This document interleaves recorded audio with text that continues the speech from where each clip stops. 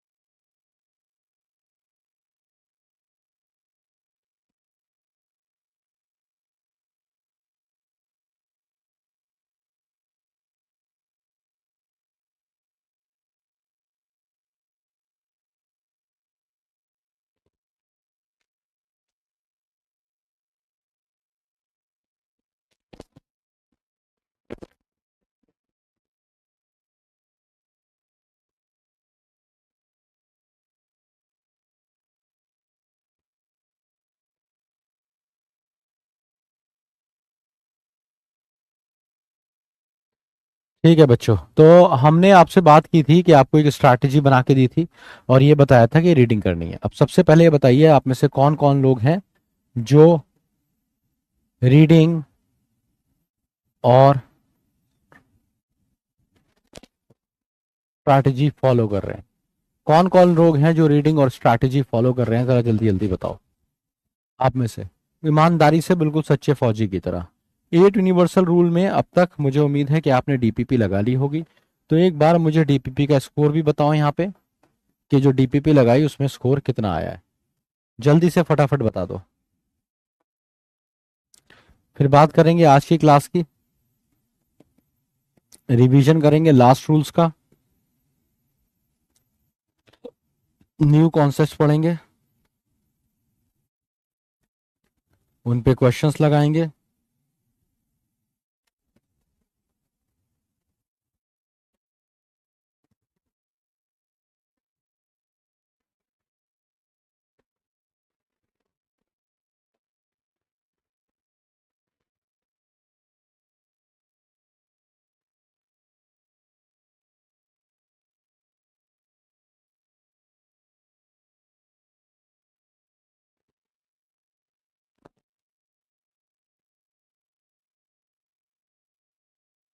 ठीक है, तो बहुत सारे बच्चों ने डीपीपी लगाई है, विच इज़ वेरी गुड।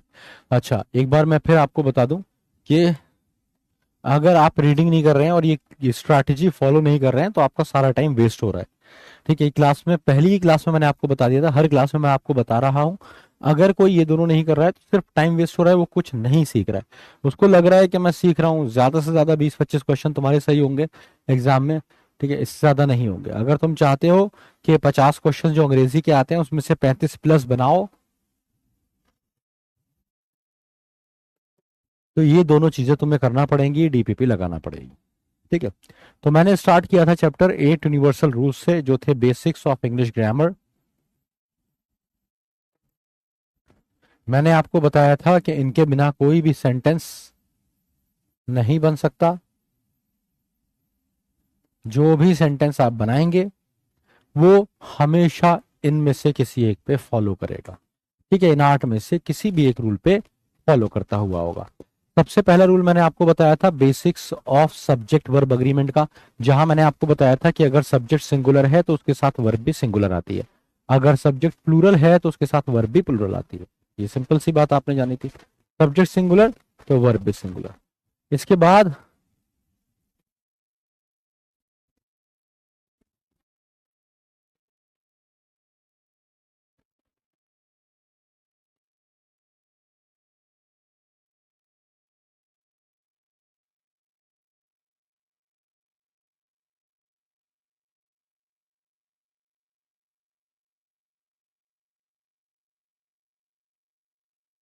मैंने आपको दूसरा पहला रूल पढ़ाया था कि अगर सब्जेक्ट सिंगुलर है तो वर्ब भी सिंगुलर आएगी।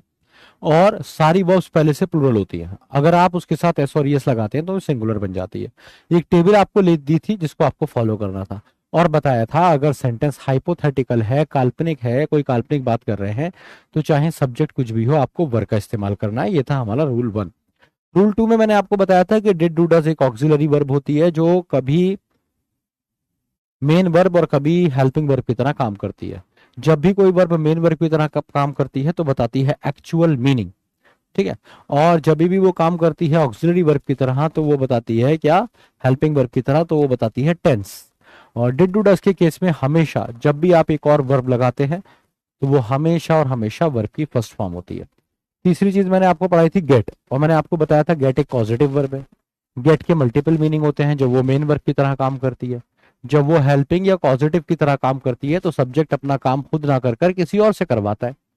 अगर इसके साथ पर्सन आता है तो टू लगा के फर्स्ट फॉर्म लगाते हैं, और अगर थिंग आती है तो सीधे थर्ड फॉर्म लगा देते हैं। ठीक है, तो ये हमने 3 रूल्स पढ़े थे। आज हम पढ़ने वाले हैं कॉन्सेप्ट नंबर 4, रूल 4।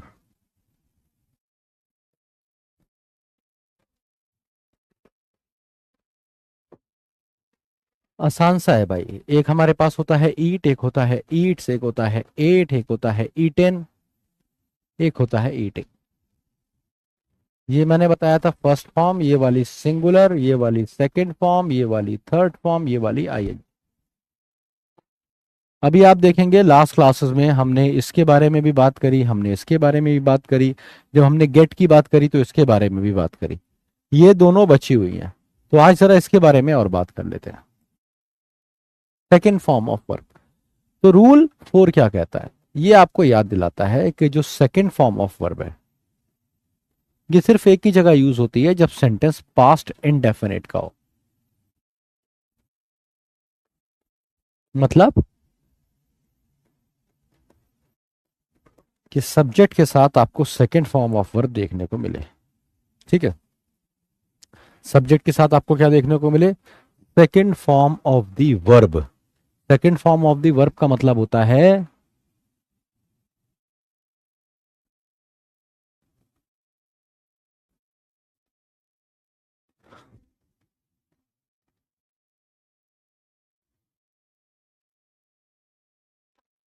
कि ना इसमें कोई हेल्पिंग वर्ब लग रही है, ना आगे कोई वर्ब लगी है, सीधे सब्जेक्ट के साथ सेकंड फॉर्म लग जाएगी। ये सबसे ज्यादा यूज होने वाला टेंस है इंग्लिश लैंग्वेज में। जब भी आप कुछ नरेट कर रहे हैं, कुछ भी बता रहे हैं, टेंसेस में आगे और गहराई से इसके बारे में जानेंगे। अभी इतना जान लीजिए कि जहां second form of the verb लगती है वो सिर्फ पास्ट इंडेफिनिट होता है। फॉर एग्जाम्पल कुछ सेंटेंसेस,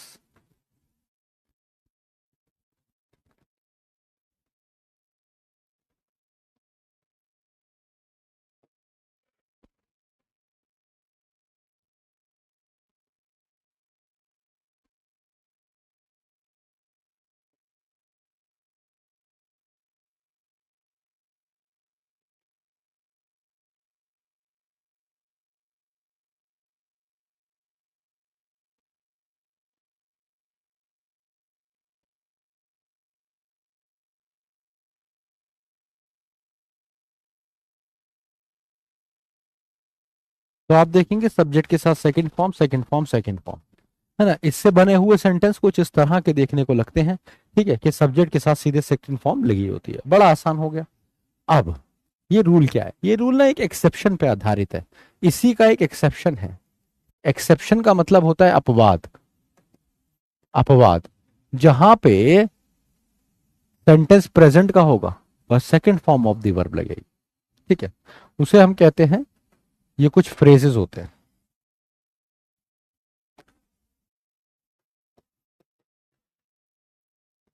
जैसे it is time,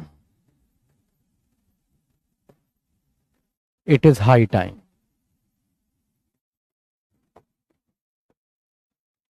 it is about time, it is appropriate time, it is good time. अब मैं कुछ सेंटेंसेस लिख रहा हूं, आपको बताना है इसमें से कौन सा वाला गलत है सिर्फ। It is time we played well. It is high time to help others. It is about time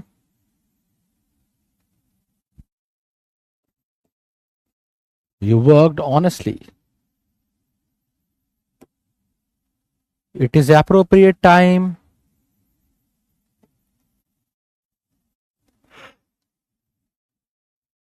for learning English. It is good time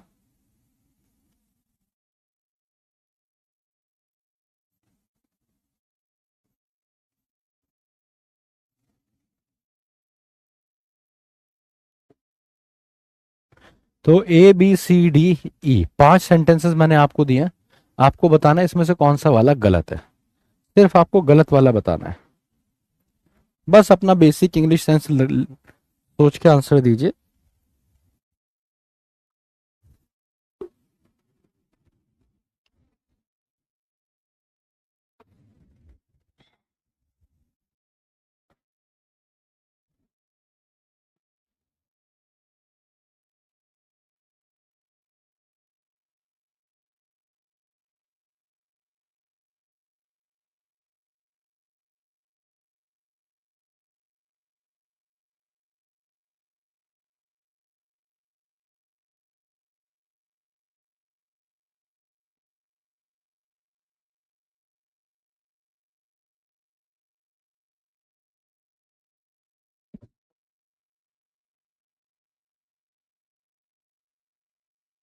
हाँ भाई, गलत हो गया आपका, पर कोई बात नहीं, आपने सीखा, इंपॉर्टेंट बात है।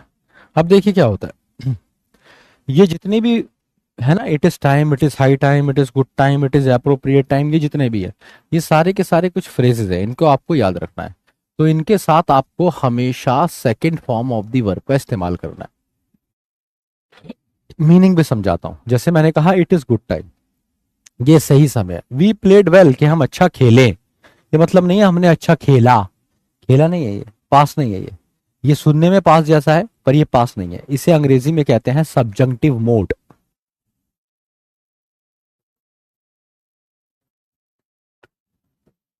ठीक है, फिलहाल ये याद रखिए कि सब्जेक्ट के साथ सीधे सेकंड फॉर्म आएगी, जैसे यहां आई। या फिर इट इज अबाउट टाइम, ये वही समय है, यू वर्कड ऑनेस्टली, कि तुम ईमानदारी से काम करो, ना कि करा था। ये नहीं है, पास नहीं है, ये सुन लिखने लिखा जाएगा, पास समझा ऐसे ही जाएगा। ठीक है, तो इनके साथ हमेशा second form of the verb आती है। अब यहां पे नहीं यूज हुई है सेकंड फॉर्म, तो ये वाला पोर्शन गलत हो गया है ना। तो it is good time you talked to them, ये सही समय है तुम उनसे बात करो ना। तो ये 3 सेंटेंस सही हो गए, ये वाला सही हो गया, ये वाला सही हो गया, ये वाला सही हो गया। अब कभी कभी एग्जामिनर क्या चालाकी करता है कि तुम्हें सेंटेंस में टू लगा के दे देता है, सब्जेक्ट के अलावा सब्जेक्ट नहीं होता, सीधे टू लगा होता है। तो याद रखो, टू कहीं भी दिखे तो टू के साथ हमेशा फर्स्ट फॉर्म का इस्तेमाल करना है। अगर टू दिख रहा है तो टू के साथ हमेशा फर्स्ट फॉर्म का इस्तेमाल करना है। तो it is high time to help other, ये वाला भी सही हो गया। टू हेल्प हो जाता, गलत हो जाता। It is good time to earn money, सही हो गया। टू के साथ हमेशा फर्स्ट फॉर्म लगानी है। अब मान लो क्या होता है कि ये वाली बात भी आपको क्लियर हो गई, तो एक बात और याद रखो कि अगर प्रपोजिशन दिख जाए कहीं भी, क्या दिख जाए, प्रपोजिशन, तो प्रपोजिशन के बाद हमेशा वर्ब की आईएनजी वाली फॉर्म लगा दोगे। आईएनजी वाली मतलब ये वाली। जैसे तुम्हारे पास प्रपोजिशन आया फॉर, तो it is appropriate time for learning English, बिल्कुल सही है। तो एक बार क्विक रिवीजन कराता हूं, इस रूल में मैंने तुम्हें क्या पढ़ाया। मैंने तुम्हें पढ़ाया कि भाई second form of the verb कहीं यूज नहीं होती, पर ये अंग्रेजी भाषा में सिर्फ एक जगह यूज होती है। कहा, जब सेंटेंस पास्ट इंडेफिनिट होता है। और ये रहे उसके एग्जाम्पल पास्ट इंडेफिनिट के। इसको और गहराई से टेंसेस में जानोगे, इसमें second form of the verb use होती है, ये जाननी है बात। इसके अलावा एक और जगह है, ये कुछ फ्रेजेस हैं, है ना, it is time, it is high time, it is about time, appropriate time, good time, इनके साथ भी हमेशा सेकंड फॉर्म यूज करोगे। लेकिन इनके साथ एक चक्कर है, वैसे तो सेकंड फॉर्म ही जाएगी, जैसे यहां आई, जैसे यहां आई, जैसे यहां आई। लेकिन अगर कभी टू आ गया तो याद रखना, टू आ गया तो टू के बाद हमेशा फर्स्ट फॉर्म आनी है। हर केस में। और अगर कभी प्रेपोजिशन आ गया तो याद रखो प्रेपोजिशन के बाद भी हमेशा आईएनजी फॉर्म आनी है, हमेशा। प्रेपोजिशन कहीं भी दिखे, for, from, without, with, along, सबके बाद आईएनजी फॉर्म आनी है। Is this clear to all of you? ये था हमारा rule 3। Is this clear to all of you? समझ आ गया है तो बताइए, और डाउट है तो पूछ लीजिए।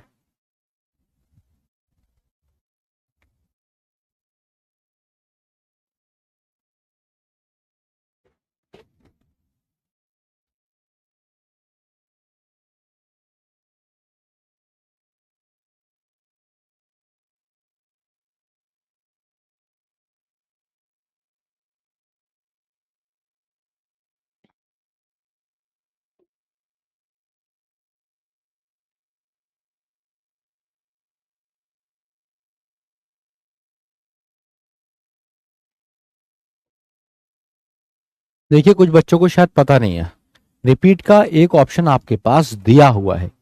ठीक है, आपको किसी भी टीचर को रिपीट कहने की जरूरत ही नहीं है। अगर आप रिपीट कर कहते हैं तो उसका मतलब ऐसा ही है कि यार मैंने तुम्हें फोटो भेज रखा है ना व्हाट्सएप पर, तुम कह रहे हो नहीं तुम्हारे फोन में देखूंगा, क्यों देखेगा मेरे फोन में? अबे अपने फोन में देख लेना, दिन रात देख, प्रिंट आउट निकलवा ले, घर में छपवा के उसे लगा दे, बड़ा सिंपल है। तो आपको पीछे जाना है, स्क्रॉल करना है और आपको वो दिख जाएगा। उसमें रिपीट क्या है? मैं दोबारा पढ़ाऊंगा, 10 बार पढ़ाऊंगा, 15 साल से पढ़ा रहा हूँ, इसी तरीके से पढ़ा रहा हूँ। अगर तुम्हें नहीं समझ में आ रहा है तो नहीं आएगा, तो पीछे जाके देखना होता है, उसे दोबारा देखना होता है, तब समझ में आता है। ठीक है, चलो, तो ये हो गया तुम्हारा एट यूनिवर्सल रूल का रूल 4। अब बात करते हैं रूल 5 की। और देखो एक बात और बता दूं, ये बहुत ही आसान और बहुत सिंपल रूल है। और हमारी एक्सपेक्टेशन ये होती है कि जो बच्चा भैया 11th-12th में है उसने इतनी अंग्रेजी तो पढ़ी होगी ना। इसमें एक भी सेंटेंस, एक भी वर्ड ऐसा नहीं है जिसका मीनिंग तुम्हें नहीं पता हो। Is, am, are, decided, left, worked, played, help, about, appropriate, बस सब आसान आसान सब बना हुआ है। उसके बाद भी अगर तुम्हें नहीं समझ में आ रहा है तो तुम ये बात अपने आप को स्थापित कर लो, अपने दिमाग में बता लो कि तुम अभी एनडीए के लिए तैयार नहीं हो, क्योंकि अभी तो टॉपिक आगे बहुत टेढ़े हो जाएंगे, है ना। अभी टॉपिक आगे बहुत टेढ़े होंगे, अभी तो आगे टेंसेस आएगा, सब्जेक्ट वर्ब अग्रीमेंट आएगा, प्रेपोजिशन आएगा, कंजंक्शन आएगा, तुम तो बेकार हो फिर, तुम डिजर्व ही नहीं करते फिर। इसलिए भाई पढ़ो, दम लगाओ। अगर तुम सुपर वीक हो अंग्रेजी में तो तुम्हें सुपर दम लगाना पड़ेगा, नहीं तो एनडीए छोड़ दो, कुछ और करो ना। मैं तो देखो कभी इस फेवर में ही नहीं हूं। जो आपको लगता है ना आप नहीं कर सकते हो, वो वाकई नहीं कर सकते हो। सबसे पहले आपको लगेगा कि आप कर सकते हो, और यकीन जानो तुम्हें वही करना चाहिए जो तुम्हें लगता है कि तुम कर सकते हो। तुम बहुत बढ़िया कर जाओगे, है ना, वही करो। सर, दुनिया में सिर्फ हमें फौजियों की जरूरत थोड़ी है। फौजियों को हमारा सलाम है, रिस्पेक्ट है, ऑनर है, क्योंकि जो वो करते हैं वो एक्स्ट्रा ऑर्डिनरी है। पर हर आदमी एक्स्ट्रा ऑर्डिनरी नहीं होता ना, तो जरूरी नहीं है ये। और ये बात एसएसबी स्थापित कर देती है, जब 90% बच्चों को पहले दिन लात मार के निकाल देती है, आपको बता देती है पहले दिन 90% बच्चे जब बाहर हो जाते हैं, तो ये इस बात का प्रूफ है कि हर कोई फौजी बनने लायक नहीं होता है। हाँ, जोश सब में हो सकता है, तो थोड़ा अपने हिस्से का दम लगाइए, अपने आप को एज अ लेफ्टिनेंट देखिए, तो चीजें आसान होगी।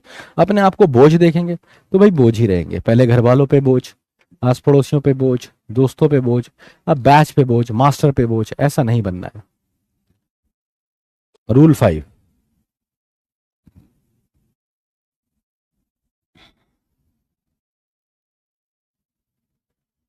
इनको जानते होगे तुम। Shall, should, can, could, may, might, will, would, ought to, must, dare, need। इनको अगर गौर से देखोगे, कभी जानते होगे, तो ये आप जानते हैं कि सारे के सारे कौन होते हैं? मॉडल्स। अभी जो मॉडल्स हैं ये क्या होते हैं, कैसे वर्क करते हैं, इनका यूसेज क्या है, ठीक है, ये सारी चीजें आपको पता चलेंगी आने वाले क्लासेस में। अगर आप डिस्क्रिप्शन में देखेंगे तो आपकी मॉडल्स की क्लास है। अभी सिर्फ आपको एक बात जाननी है इनके बारे में, बड़ी सिंपल सी और बहुत ही इंपॉर्टेंट, सबसे इंपॉर्टेंट बात है वो जाननी है। ठीक है, कि ये सारे के सारे मॉडल्स, मॉडल्स के अलावा एक और है, लेट, मेक, या लेट की ही कोई फॉर्म, लेटिंग, मेड या मेकिंग। तो ये लेट की फॉर्म हो गई या मेक की फॉर्म हो गई, और ये हो गए मॉडल। इन दोनों के साथ आपको एक बात याद रखनी है कि आप हमेशा यूज करेंगे क्या, वर्ब की फर्स्ट फॉर्म। हमेशा दोनों के साथ, इन सभी वर्ब्स के साथ हमेशा आंख बंद करके वर्ब की फर्स्ट फॉर्म लगाओगे।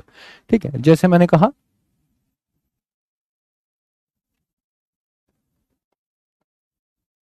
You are to respect your elders, तुम्हें अपने बड़ों का आदर करना चाहिए। या फिर आपने कहा, ही शुड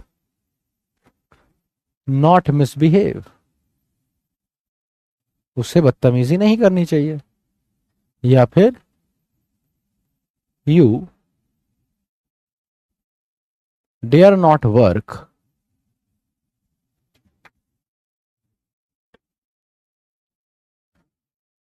एट नाइट, कह रहे तुम्हारी हिम्मत नहीं है कि तुम रात में काम करो।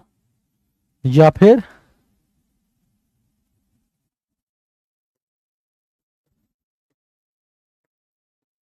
It might be very difficult,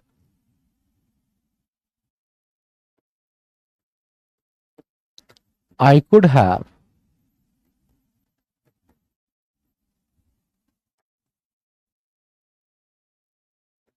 one the match.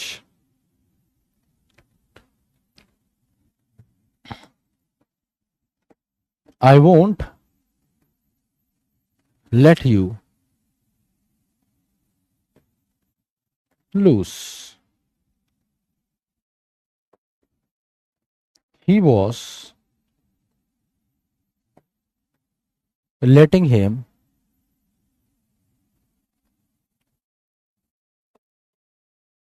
Leave, he made us पे द बिल।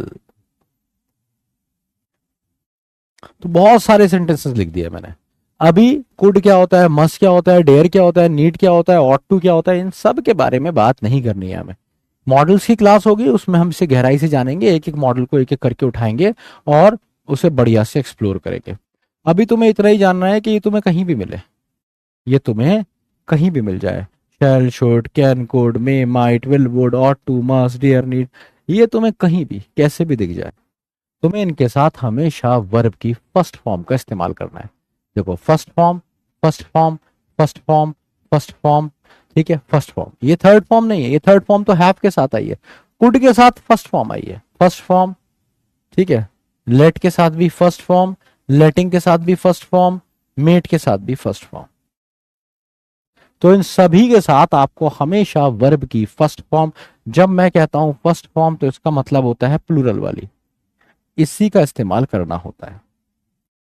तो क्या बताया मैंने आपको कि ये वर्ब्स कहीं भी दिखे, इनके साथ आंख बंद करके फर्स्ट फॉर्म लगानी है, बस इतनी सी बात है। समझ में आ गया तो बता दीजिए, और डाउट है तो पूछ लीजिए।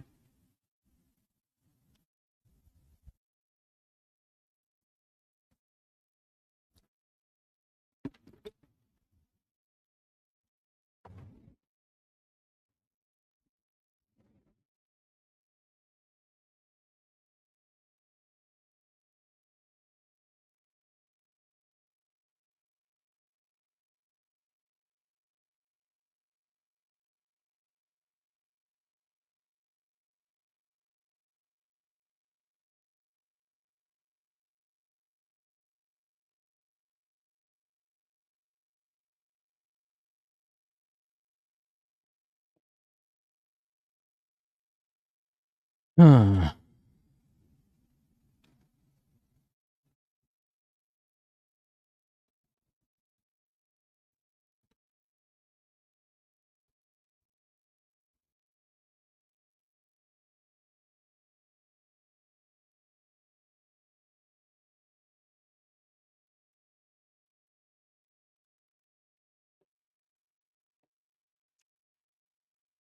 रूल 6, अब ये वाला रूल ना थोड़ा सा डिफरेंट है, थोड़ा सा डिफिकल्ट है, थोड़ा सा टेढ़ा है, तो इस पर थोड़ा ज़्यादा फोकस करके आप ध्यान करके पढ़ाई करेंगे।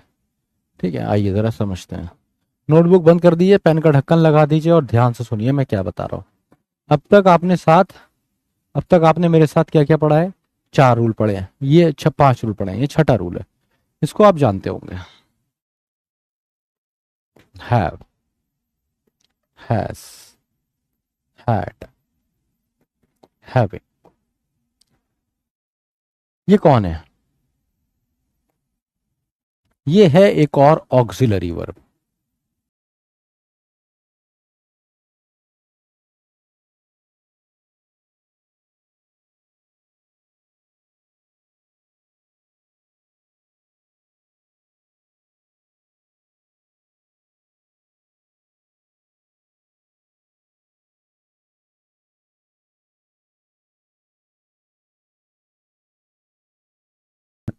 ये कभी काम करती हैं हेल्पिंग वर्ब की तरह। मैंने बताया था कभी भी कोई वर्ब मेन वर्ब की तरह काम करती है तो बताती है अपना एक्चुअल या फिर जो भी उसका मीनिंग होता है, लिटरल मीनिंग। जैसे हैव का मतलब क्या होता है अभी मैं आपसे पूछूंगा, बताना है आपको। तो भाई ये कौन सी फॉर्म है? ये इसकी फर्स्ट फॉर्म है। ये वाली इसकी सिंगुलर फॉर्म है।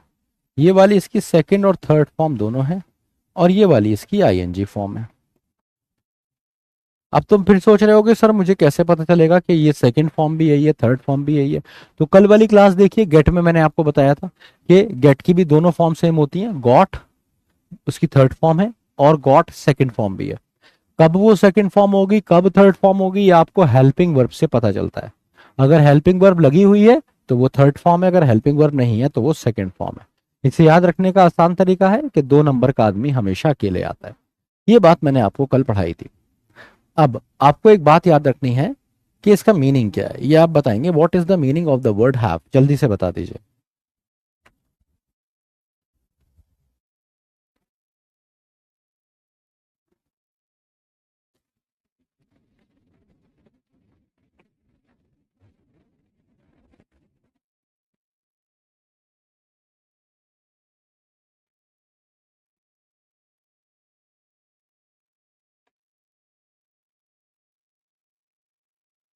होना, पाना, टेक, पाना, ब्रिंग, ओन, होन।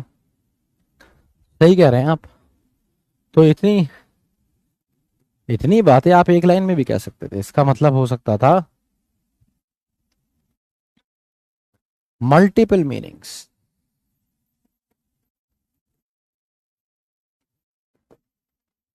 इसके मल्टीपल मीनिंग होते हैं, एक से ज्यादा। तो अब सवाल यह है कि भाई कैसे पता चलेगा? सवाल यह है कि कैसे पता चलेगा किसका क्या मीनिंग। जैसे आई have 2 cars and a bike. ठीक है, अब आपको नंबर 1 डालना है और अपना तैयार रखना है आंसर कि भाई हैव का मतलब यहाँ पे क्या आ रहा है। या फिर मैंने कहा go out and have fun. She is having dinner.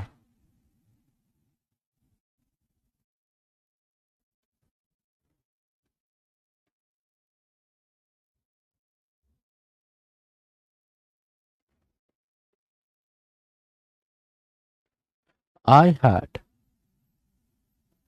Everything.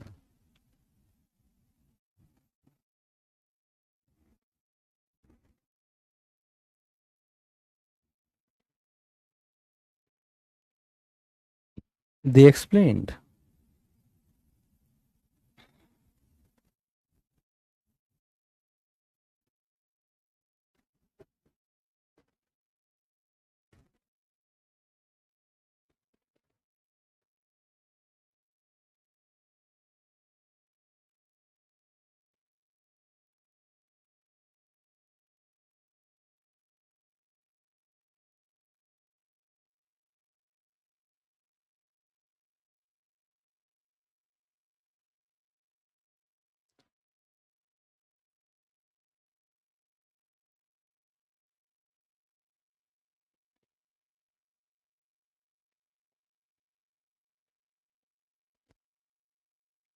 ठीक है, तो 1 2 3 4 5 सेंटेंसेस दिए हैं, आपको बताना है इन अलग अलग सेंटेंसेस में हैव का क्या क्या मीनिंग आ रहा है। ठीक है, जल्दी से बताइए।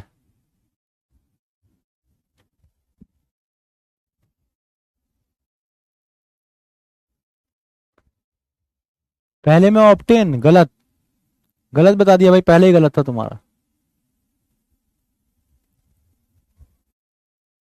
पहले में ब्रिंग गलत, कुछ भी बता रहे हो भाई, ब्रिंग टू कार सडा भाई की क्या बात कर रहे हो। पजेस बल सही बता रहे हैं। हाँ, एक बच्चा है जिसने लिखा है ब्रिंग डू ईट, उसके तीनों सही हैं। देखो भाई, जब तुमने कहा आई हैव टू कार, मेरे पास 2 कार हैं, तो आप क्या कहना चाह रहे हैं? आप कहना चाह रहे हैं पजेस या ओन? मैं ओन करता हूं, I have 2 cars and a bike. आपने कहा go out and have fun, तो हैव का क्या मतलब है? डू। जाओ मजे करो, do fun. She is having dinner, तो हैविंग का मतलब क्या है? Eating. She is eating dinner. इसी तरीके से आई हैड एवरीथिंग, मेरे, मैं समझ गया सब कुछ जो उन्होंने एक्सप्लेन करा, आई हैड एवरीथिंग, मैं समझ गया था सब कुछ। तो हैड का मतलब यहाँ पे क्या है? Understood. He has good marks in English, तो हैज का मतलब यहाँ पे क्या है? Obtain, obtains. ठीक है, तो इसके मल्टीपल मीनिंग होते हैं, और ये कैसे पता चलता है? मैं सेंटेंस लिखा और आपने मीनिंग समझा, तो ये आपका इंग्लिश सेंस होता है।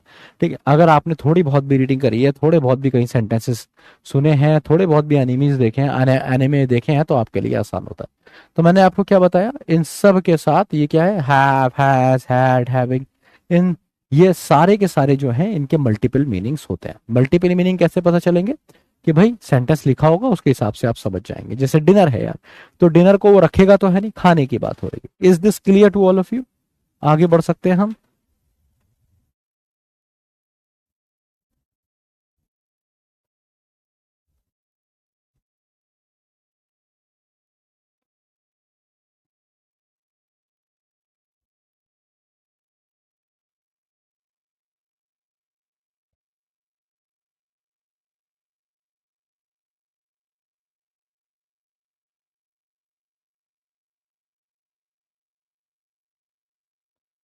ठीक है, देखो भाई, ये लो एनर्जी होना ना, ये हर वो टीचर जो 10 12 साल से पढ़ा रहा है उसके साथ प्रॉब्लम हो सकती है। हम लोग जो पढ़ाते हैं ना, अगर आप पढ़ेंगे गूगल करके देखना, most of the teachers die with throat cancer. हर जॉब की एक प्रॉब्लम होती है, और इस हाई प्रोफाइल जॉब की भी एक प्रॉब्लम है। ठीक है, कि आप मोस्ट प्रोबेबली आपका गला बिल्कुल बेकार हो जाएगा। तो अभी तो पिछले 3 4 साल से मैं पढ़ा रहा हूँ ऑनलाइन, तो मुझे बहुत हल्के बोलना पड़ता है, लेकिन क्लासेस बहुत ज़्यादा होती हैं, बहुत ज़्यादा, कोई हिसाब ही नहीं है, इतनी क्लासेस होती हैं, बहुत ज़्यादा क्लासेस होती हैं। कभी भी, उसके अलावा भी कभी भी आपको मीटिंग्स वगैरह बहुत होती हैं, तो बोलने वाला काम हमारा बहुत ज़्यादा है, तो गला हमारा बेकार हो जाता है। अभी मेरा पूरा गला बड़ी बुरी तरीके से जल रहा है। अब ये दिखता तो है नहीं, कभी भी इसमें इन्फेक्शन हो जाता है। अब मैं इसके लिए मेल डालूं कि मेरे को छुट्टी चाहिए, मैं आज नहीं पढ़ाऊंगा, तो भाई कैसे होगा ना? क्योंकि ये तो हफ्ते में 1 2 बार तो होता ही है, हर हफ्ते होता है, 1 2 बार होता है। इसकी रेगुलर मेडिसिन भी मैंने खाई बहुत टाइम तक, मैंने दिखाया भी डॉक्टर वगैरह को, डॉक्टर ने बोला मेरे को कि भाई देखो, पढ़ाना छोड़ दो।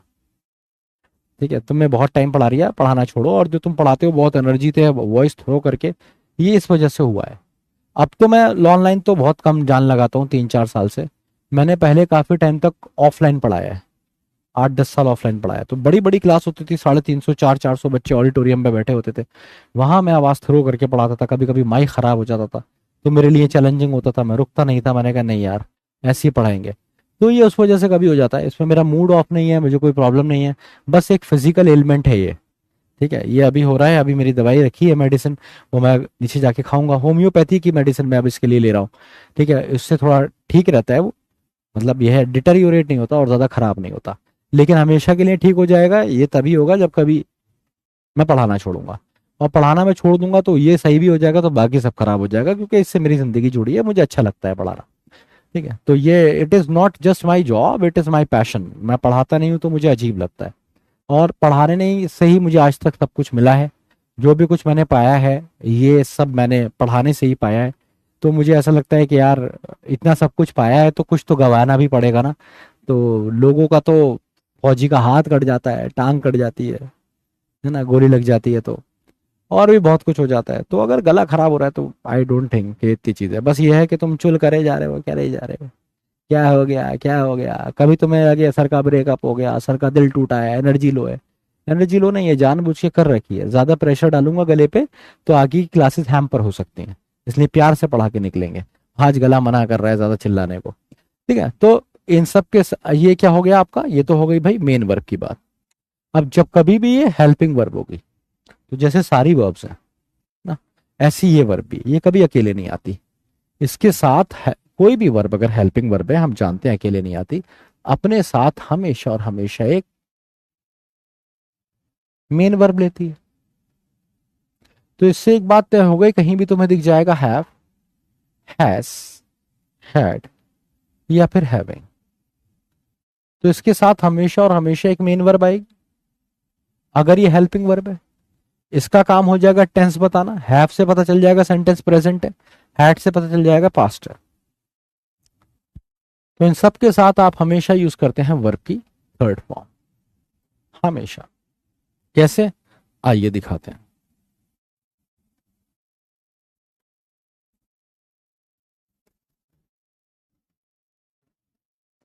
She has given a lot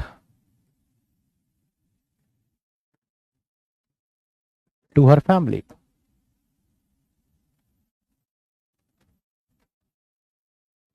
have you joined the armed forces.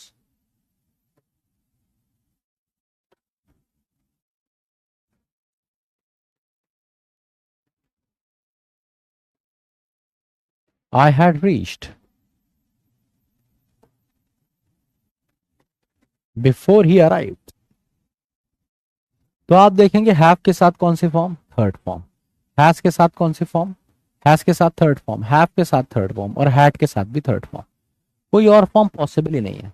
अगर मैं लिख दूंगा शी हैज गिविंग, गलत हो जाएगा। शी हैज गिव, गलत हो जाएगा। शी हैज गेव, गलत हो जाएगा।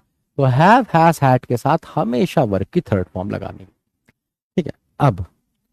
अब आ जाता है खतरनाक बात जो आपको समझनी है। एक भाई साहब है हैविंग, जब इनके साथ थर्ड फॉर्म लगती है तो ये बन जाते हैं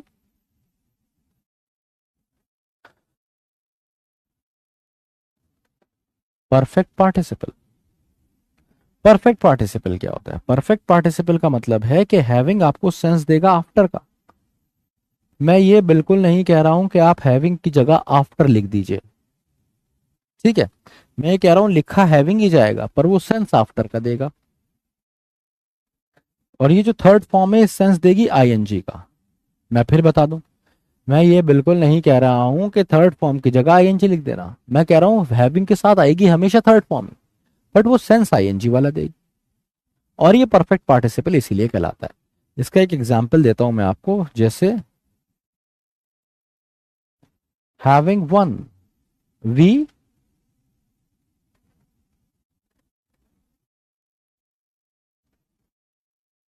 celebrated.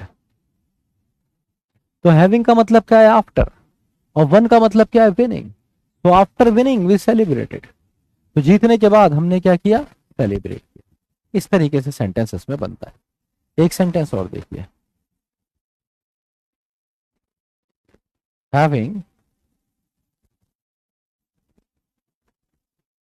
Killed the dog.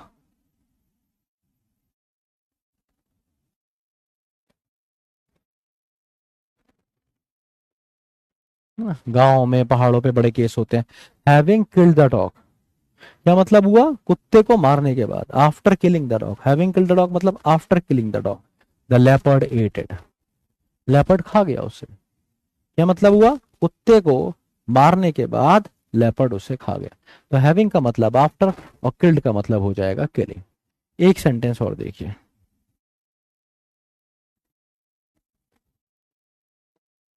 After having worked for hours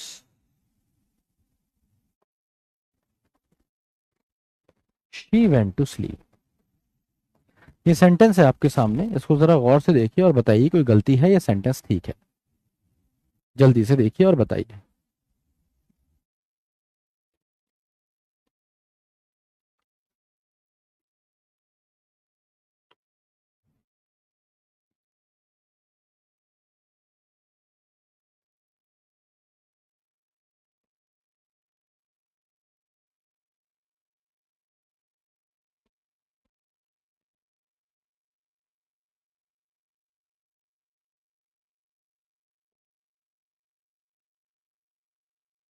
बिल्कुल सही बताया आपने। सबसे पहले एक बच्चे ने बताया था, वाई से नाम था उसका, योगेश या योगेंद्र, बिल्कुल सही बताया था कि आफ्टर नहीं आएगा, क्योंकि भाई हैविंग का खुद का मतलब आफ्टर है। अगर हैविंग के साथ थर्ड फॉर्म लगी है, अगर हैविंग के साथ थर्ड फॉर्म लगी है तो हैविंग का तो खुद का मतलब आफ्टर है।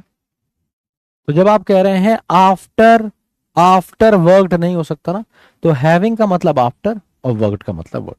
आ हैविंग का मतलब आफ्टर और वर्कड का मतलब वर्किंग, तो after working for hours she went to sleep. अब बिल्कुल हाई लेवल चलते हैं, इससे ऊपर की बात करते हैं। एक सेंटेंस मैं आपको देता हूँ, आपको बताना है अगर उसमें कोई गलती है।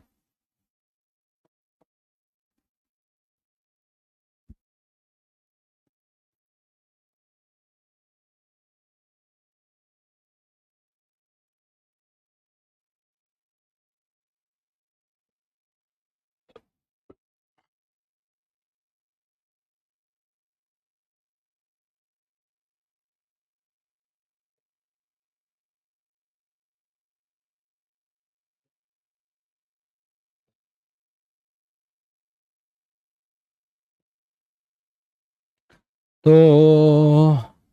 ये रहा सेंटेंस, बताइए अगर कोई गलती है, और कोई गलती नहीं है तो नो एरर लिख दीजिए।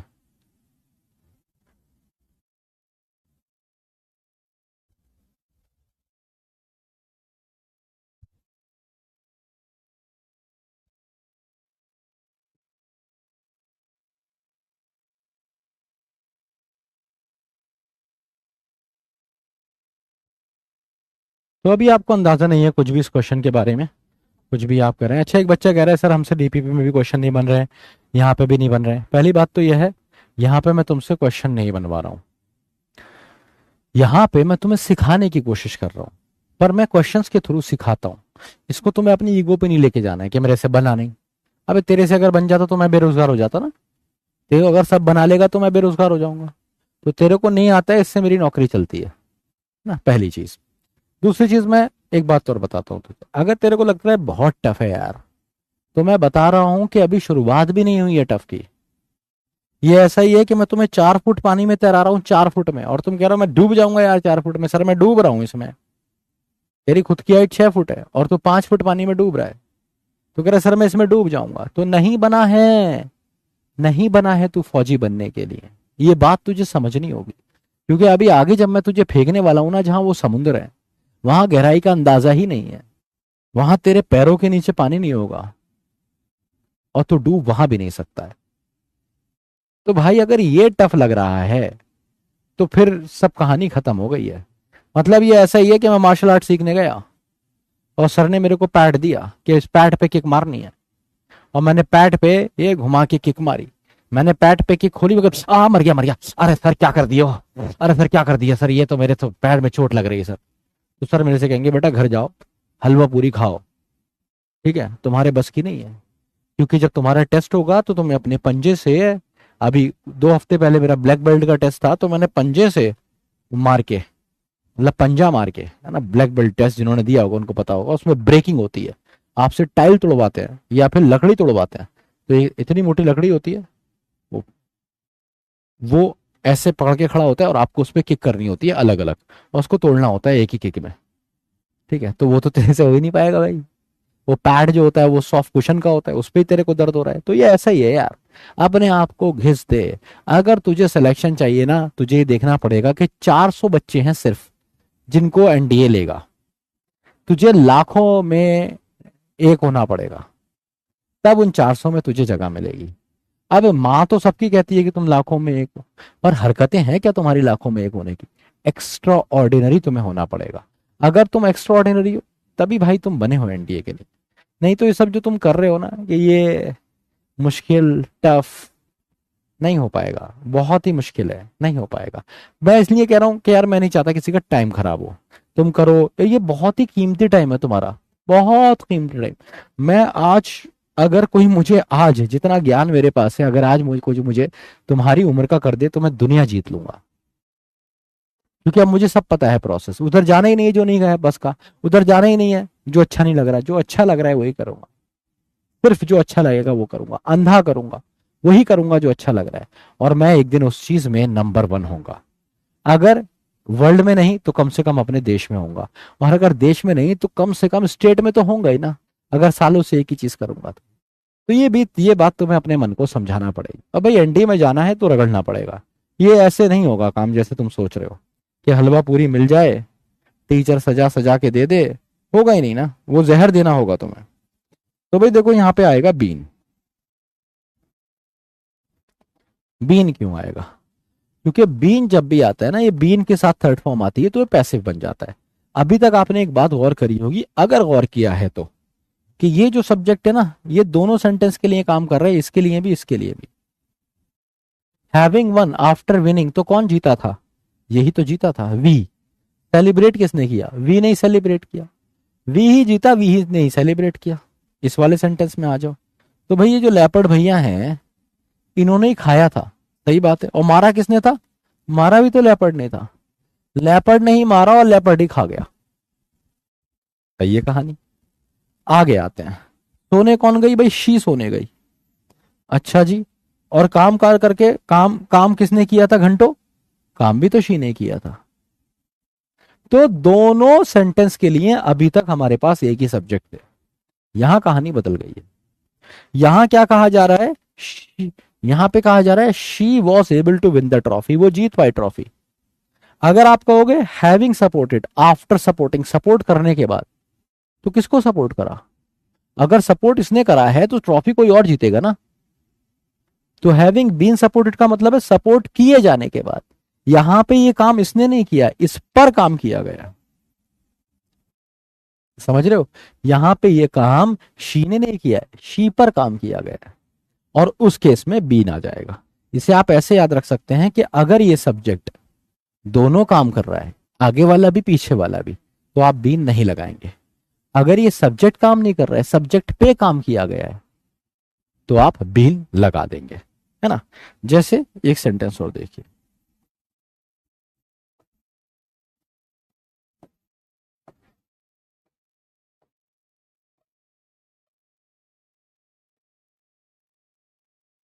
हैविंग बीन प्रमोटेड, प्रमोट किए जाने के बाद उसने बॉस का शुक्रिया अदा किया। तो बड़ी सिंपल सी बात है, थैंक तो इसने किया, तो प्रमोट भी इसने किया है क्या? अरे कोई अपने आप को प्रमोट कर सकता है क्या? ये तो बढ़िया होता तो ठीक है, हर आदमी अपने आप को अपनी कंपनी का सीईओ बना लेता, पर ऐसा नहीं हो सकता ना। तो इसको प्रमोट किया गया है, हैविंग बीन प्रमोटेड, प्रमोट किए जाने के बाद उसने थैंक किया। एक और सेंटेंस देखिए।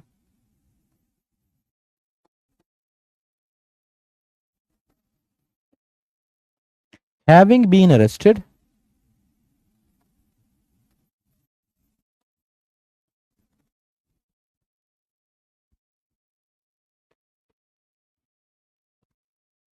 द पुलिस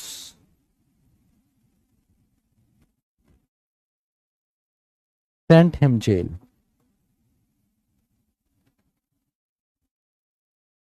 अब बस तुम्हें ये बताना है कि इस सेंटेंस में बीन आएगा या नहीं आएगा। बस यस या नो में बताना है, बीन आएगा या नहीं आएगा। आएगा तो यस लिख दो, नहीं आएगा तो नो लिख दो। बस इतना बता दो, बीन आएगा या नहीं।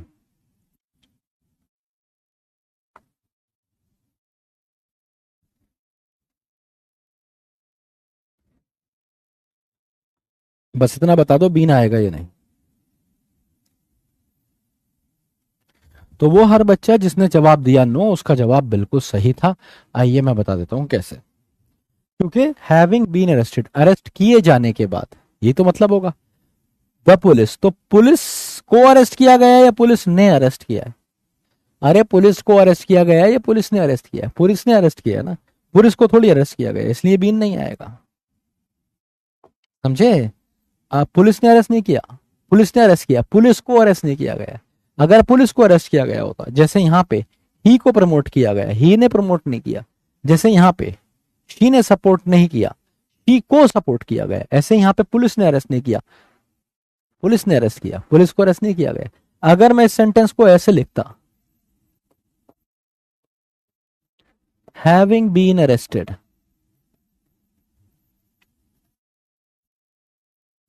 ही वॉज सेंट टू जेल। अब ये बिल्कुल सही है। इसका मतलब है अरेस्ट किए जाने के बाद, इसने अरेस्ट नहीं किया है, इसको अरेस्ट किया गया है। बस इतनी सी बात है। तो आपको क्या देखना है कि भाई बीन आएगा या नहीं आएगा इन सेंटेंसेस में। और बीन कब आएगा? जब सब्जेक्ट पर काम किया जा रहा होगा। सब्जेक्ट काम कर रहा होगा तो बीन नहीं आएगा, सब्जेक्ट पे काम किया जा रहा होगा तो बीन आएगा। Is this clear to all of you? यहां तक सबको समझ में आ गया? एक बार क्विक रिवीजन कराता हूं, फिर चैट बॉक्स खोलता हूं। मैंने आपको क्या पढ़ाया, ध्यान से सुनिए। मैंने आपको पढ़ाया कि हैव, हैज, हैड, हैविंग एक ऑक्सिलरी वर्ब है जो कभी हेल्पिंग वर्ब की तरह और कभी मेन वर्ब की तरह काम करती है। जब भी ये मेन वर्ब की तरह काम करती है तो बताती है अपना एक्चुअल या फिर लिटरल मीनिंग। इसके मल्टीपल मीनिंग होते हैं, बहुत सारे एग्जाम्पल से मैंने आपको दिखाया कि हर सेंटेंस में कैसे कैसे इसके मीनिंग अलग अलग आते हैं। फिर आप आगे बढ़े और आपने जाना कि भाई ये हेल्पिंग वर्ब भी होती है। जब ये हेल्पिंग वर्ब होती है कभी अकेले नहीं आती, अपने साथ हमेशा और हमेशा एक मेन वर्ब लेती है। और वो मेन वर्ब हमेशा और हमेशा कौन सी फॉर्म होती है? थर्ड फॉर्म मिलेगी हमेशा, थर्ड फॉर्म मिलेगी हमेशा। अगर वो हैविंग के साथ थर्ड फॉर्म आती है कहानी बदल जाती है, क्या बन जाता है? परफेक्ट पार्टिसिपल, जहां हैविंग का मतलब आफ्टर होता है और आईएनजी फॉर्म का सेंस देती है थर्ड फॉर्म। फिर मैंने आपको इससे सेंटेंस बना के दिखाया, सब कुछ सही चला। जो ब्लू से मैंने लिखे वहां पे मैंने एक चीज और ऐड करी कि इसमें कब बीन आएगा और कब बीन नहीं आएगा। तो बीन कब आएगा? जब ये वाले सब्जेक्ट पे काम किया जा रहा होगा, ये सब्जेक्ट काम नहीं कर रहा होगा, इस पर काम किया जा रहा होगा। ठीक है, so is this clear to all of you? समझ आ गया है तो बताइए, और डाउट है तो पूछ लीजिए।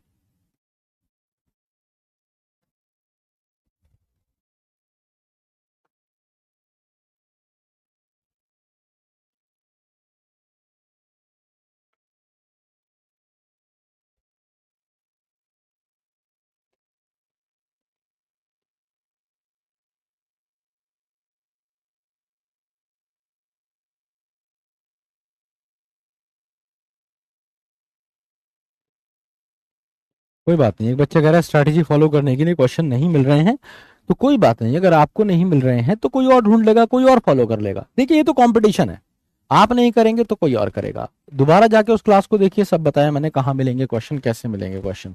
लगाइए।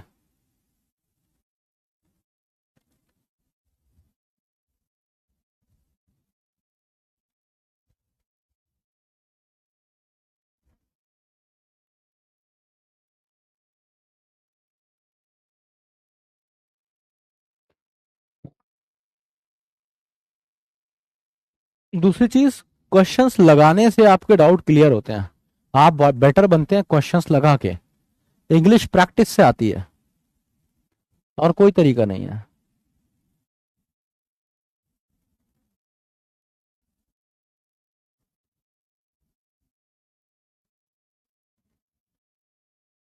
अब कह रहा है having cot red handed by the boss, boss के द्वारा।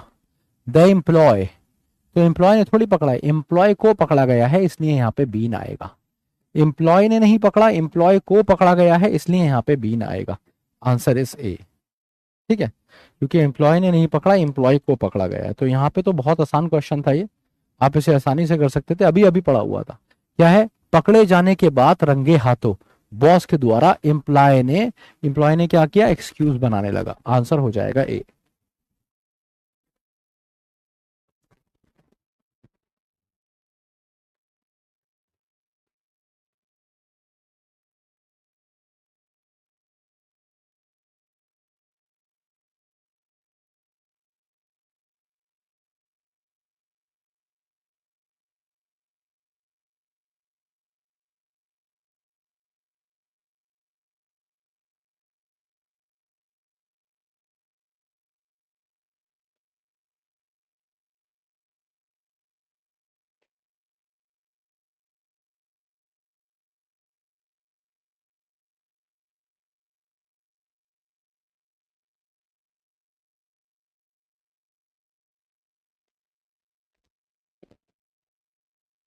हैविंग फाउंड मतलब after finding a piece of cheese, two cats went to a dog, दो बिल्लियां कुत्ते के पास गई कि भैया इसे हम में डिवाइड कर दो, कोई गलती नहीं है, सेंटेंस एकदम सही है।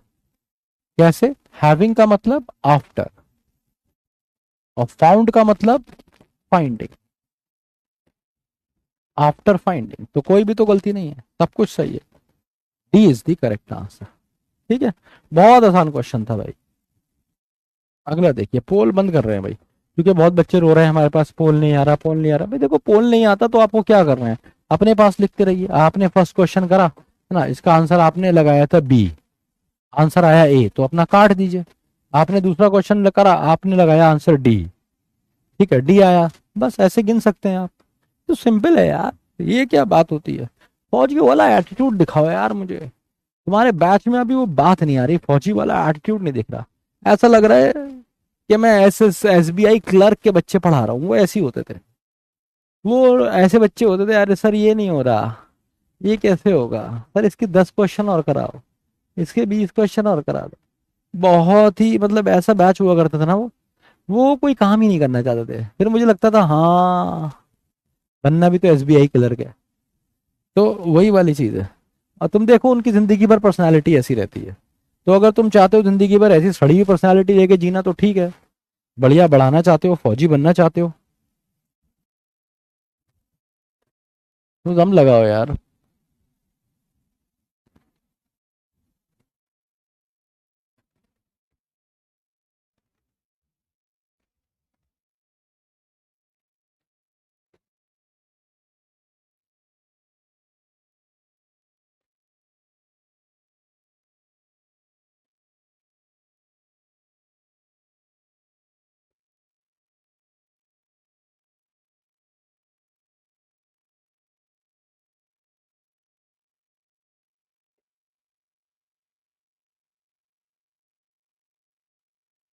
ही hasn't get an idea about what happened, he hasn't got हो जाएगा third form, he hasn't got, है ना। हैव हैज हैड के साथ हमेशा सीधे third form, he hasn't got, याद रखिए। ठीक है, सबसे आसान क्वेश्चन था ये, कर सकते थे आप, बढ़िया।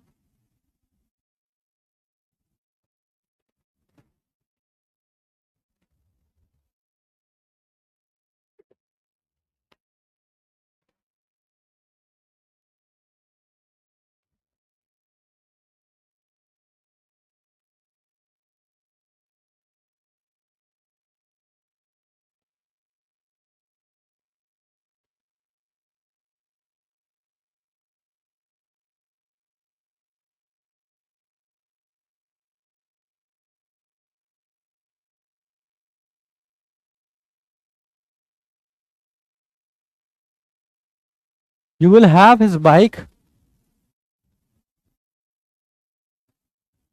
ब्रोकन डाउन, तो आंसर हो जाएगा सी, क्योंकि मैंने आपको बताया था हैव हैज हैड के साथ हमेशा वर्ब की थर्ड फॉर्म लगानी है। तो you will have his bike, तो यहाँ पे हैव का मतलब गेट जैसा भी तो होता है, आपने जाना था ना कि जैसे गेट का मतलब हैव होता है, तो get is equal to have है, तो हैव इज इक्वल टू तो गेट होगा।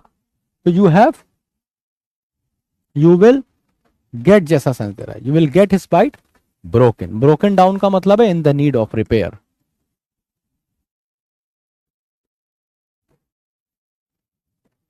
तो आंसर हो जाएगा सी।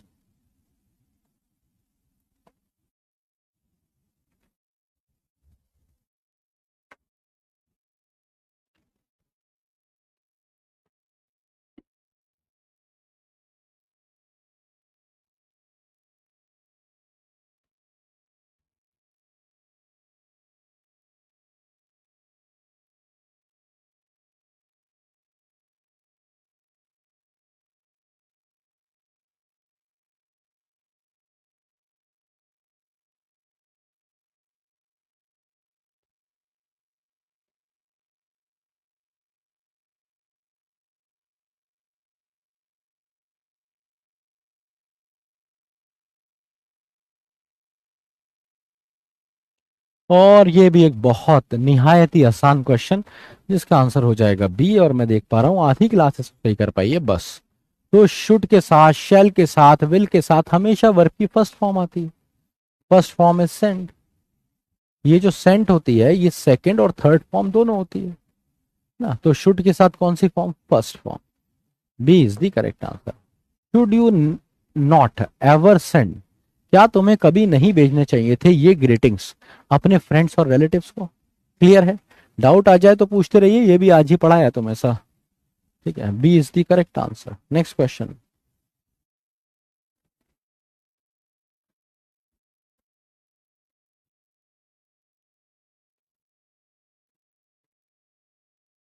कोई बात नहीं है, तुम रिकॉर्डेड देख लिया करो। जिसको टाइम कम लग रहा है ना क्वेश्चंस के लिए, वो क्वेश्चन वो रिकॉर्डेड देखो, लाइव मत देखो, है ना। वो रिकॉर्डेड देखो, लाइव मत देखो।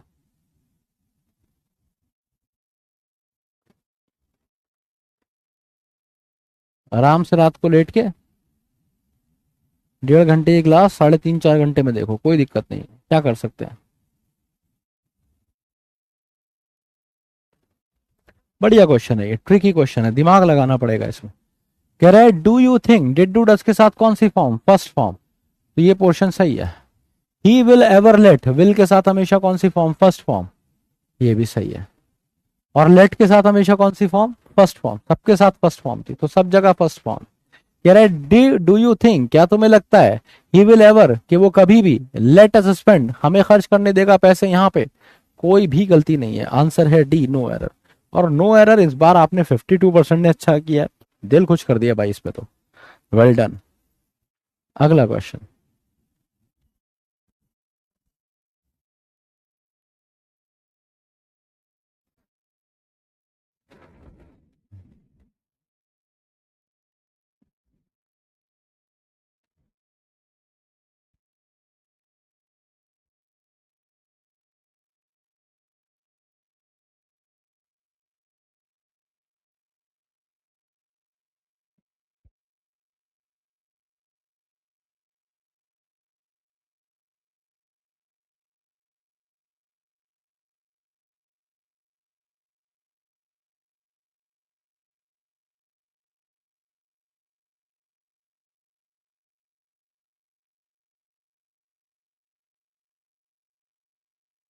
It is appropriate time. It is appropriate time किस चीज के लिए? टू स्टडी वेल ना, कोई भी गलती नहीं है, D is the correct answer. To के बाद हमेशा वर्ब की फर्स्ट फॉर्म। बढ़िया जा रहे हो बच्चों, समझ आ रहा है आपको? दैट मीन्स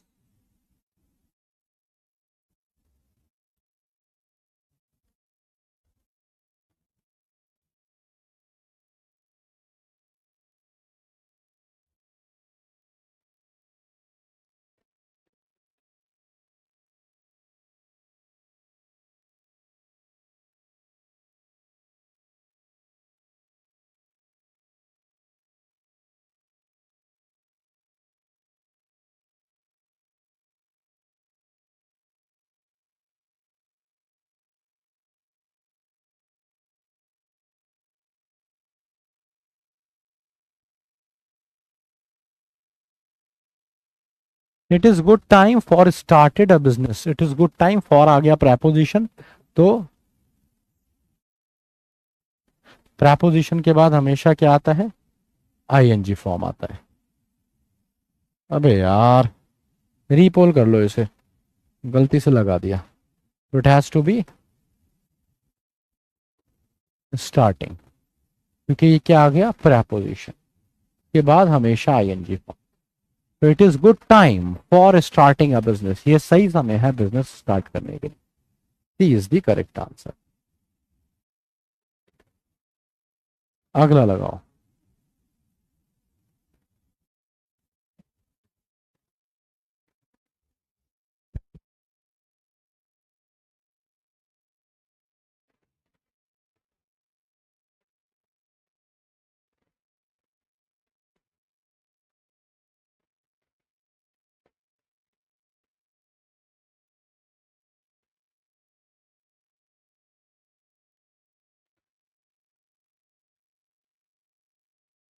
तो ये क्वेश्चन थोड़ा सा चालाक है।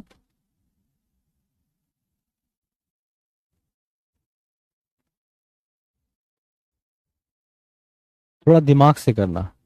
हैविंग का मतलब आफ्टर, बीन का मतलब आईएनजी जैसा आता है, बीइंग वुंडेड, जख्मी किए जाने के बाद।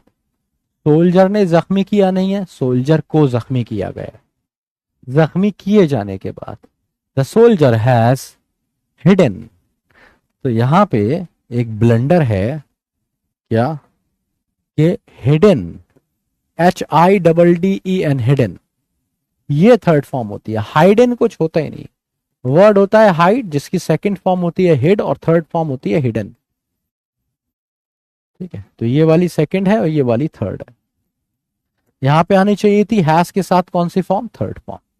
तो कहने का मतलब है जख्मी होने के बाद, जख्मी उसने किया नहीं है, हुआ है, तो जख्मी होने के बाद सोल्जर ने अपने आप को झाड़ियों के पीछे छुपा लिया। ठीक है, तो having been wounded the soldier has hidden himself, छुपा लिया कहां पे, झाड़ियों के पीछे। C is the correct answer. Clear है?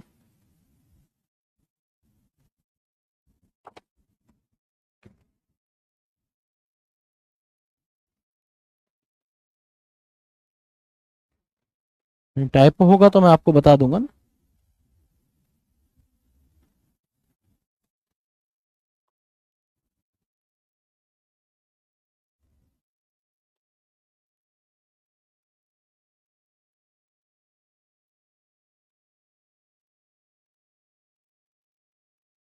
तो टाइपिंग होगा तो मैं आपको बताऊंगा कि ये टाइपिंग है।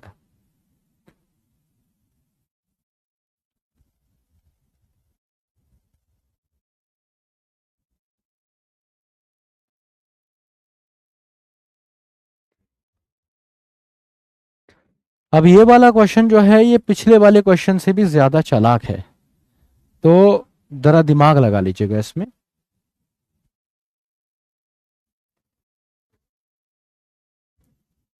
पहले ये सोचिए हैविंग यहाँ पे हेल्पिंग वर्ब है या मेन वर्ब है, ये समझेंगे तो कहानी सही हो जाएगी। आंसर यहाँ पे सी होगा, क्योंकि ये शेयर्ड नहीं होगा। टू के बाद वर्ब की फर्स्ट फॉर्म बताई थी, टू शेयर होगा बस। अब ये साथ में कैसे आया, मैंने कहा था हैविंग के साथ अगर थर्ड फॉर्म होगी तो ऊपर आफ्टर नहीं आ सकता, है ना, ये बात सही है, क्योंकि हैविंग का खुद का मतलब आफ्टर होता है।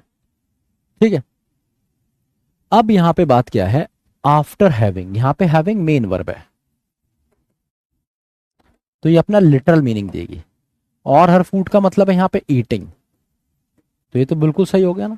आफ्टर ईटिंग ऑल हर फूड, अपना सारा खाना खाने के बाद। शी वॉन्टेड अदर्स, वो चाहती थी दूसरों के लिए कि वो शेयर करें अपना फूड विद हर। तो मोटी लड़की थी, खाने में बहुत तेज थी।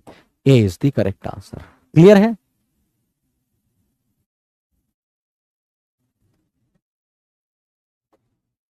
अगला क्वेश्चन।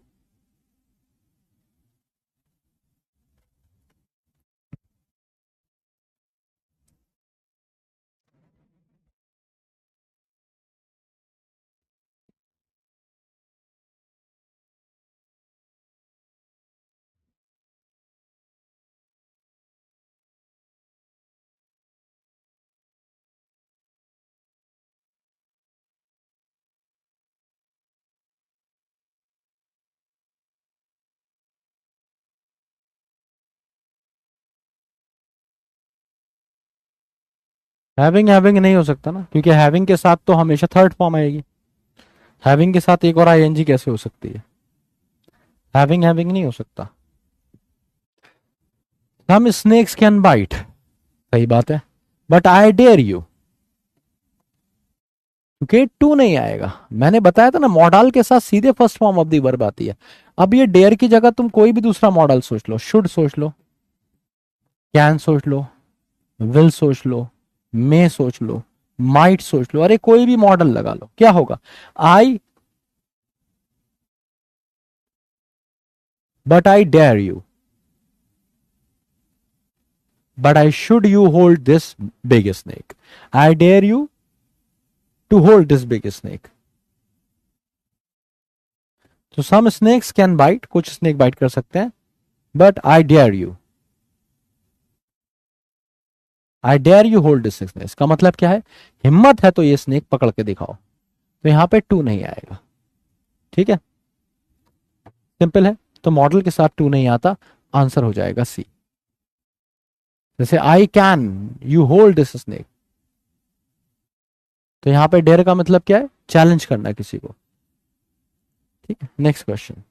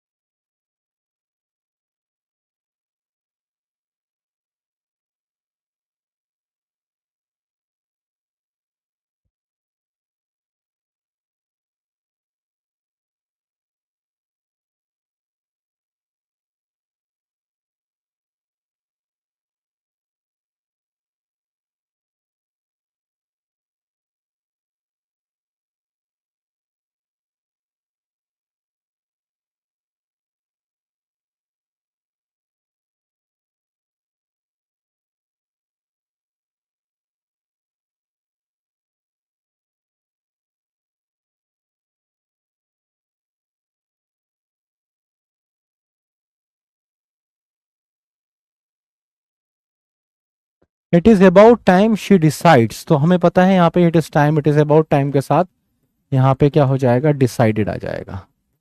Answer is B. ठीक है, नेक्स्ट क्वेश्चन। ओहो, इस वाले क्वेश्चन पे डाउट आ रहा है, इसको रीपोल कर लेते हैं।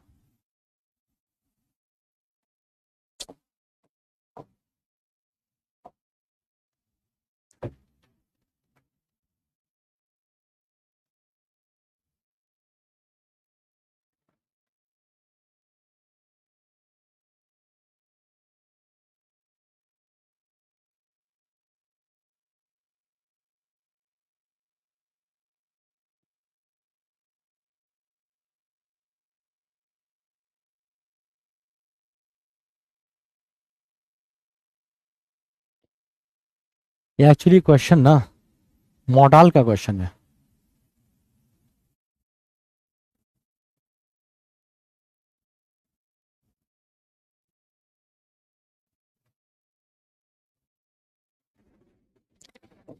हाँ जी, तो यहाँ पे आंसर आपका हो जाएगा डी ही होगा। सही कह रहे हैं आप। अब देखिए यहाँ पे क्या होता है, जो डेयर है ना, ये दोनों होती है। कभी ये रेगुलर वर्ब का काम करती है, डेयर के साथ भी है और नीड के साथ भी, और कभी ये मॉडल का काम करती है। ठीक है, मॉडल वर्ब होती है। अब ये मॉडल वर्ब कब होती है, मॉडल वर्ब सिर्फ ये दो केसेस में हो सकती है, या तो सेंटेंस इंटेरोगेटिव हो या फिर सेंटेंस नेगेटिव हो। कमेंट बॉक्स बंद करता हूं फिर बताता हूं। ठीक है, तो ये जो डेयर होती है, ये नीड होती है, ये मॉडल भी हो सकती है और रेगुलर वर्ब भी हो सकती है। रेगुलर वर्ब जैसे कोई भी रेगुलर वर्ब, गो, लाइक, वांट, उसी की तरह ये काम करेगी। तो जब भी आप कंफ्यूज हो, फिलहाल तो मैं आपको इसको मॉडल में गहराई से पढ़ाता हूँ। मॉडल की क्लास में आप बहुत मॉडल की क्लास में बहुत गहराई से आप जानेंगे कि डेयर और नीड कैसे कैसे यूज होती है मल्टीपल एग्जाम्पल के साथ। अभी तुम क्या कर लो ना, कि जब भी इस पे कंफ्यूज हो तो क्या करो, इसके साथ एक रेगुलर वर्ब, डेयर को हटा के रेगुलर वर्ब और मॉडल लगा के देख लो। ठीक है, ये तीन मैंने रेगुलर वर्ब लिखी है, शुड, कैन, विल, तीन मॉडल लिख लेता हूं। तो अब पहले हम विल या कैन से लगा के देखते हैं। But I will you to hold, I will you to hold कुछ नहीं होता ना, I will ask you to hold हो सकता है, या फिर I should you to hold नहीं हो सकता। लेकिन अगर तुम कहो I like you to hold, I want you to hold, तो ये सेंटेंस सही होगा। दूसरी चीज, ना ही सेंटेंस इंटेरोगेटिव है ना ही नेगेटिव है।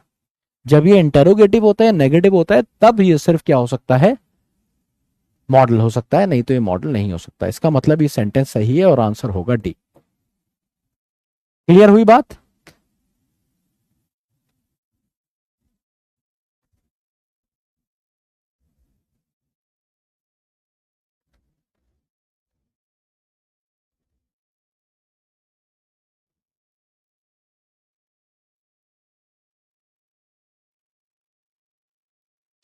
Dare is not a modal, here it is use it is used as a regular verb, ये यहाँ पे रेगुलर वर्ब की तरह यूज हुआ है। यहाँ पे ये दोनों क्या है, रेगुलर वर्ब है। मॉडल होता तो कहीं ना कहीं सेंटेंस या तो इंटेरोगेटिव होगा या नेगेटिव होगा।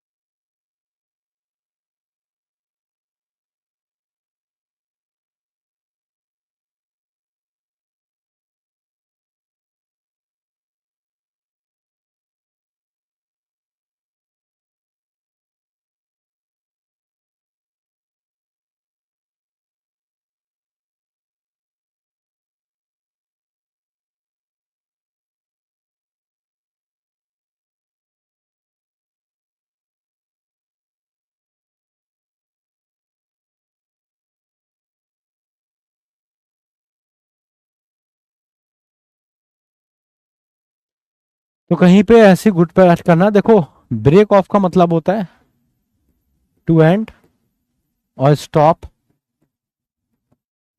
समथिंग।